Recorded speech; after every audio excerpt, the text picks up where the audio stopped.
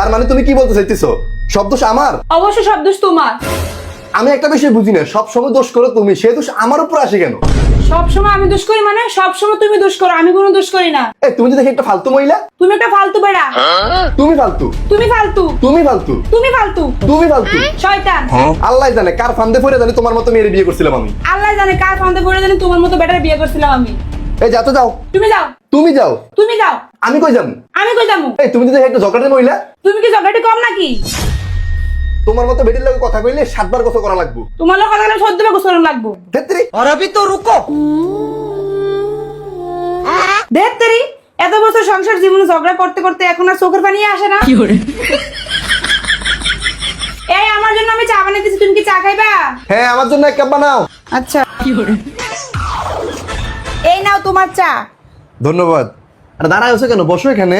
আরে আমার পাশে বসো। এই একটা কথা কি জানো, কি?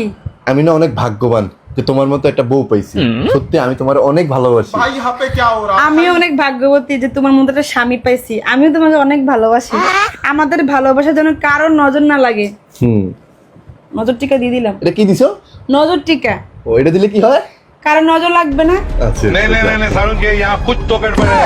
এই এটা কি বানাইছো? চা বানাইছি। চায়ের কালার এত কালো কেন? কি তিতা তিতা। আমার লগে ঝগড়া করে জিত করে তুমি কালো চা বানাই আনছো নাকি? না, আমি তো তোমাকে ভালোবাসা চাটা বানিয়ে আনলাম। ভালোবাসার চায়ের কালার তো কালো হওয়ার কথা না, ভালোবাসার কালার হবে লাল। এটা কালো কেন?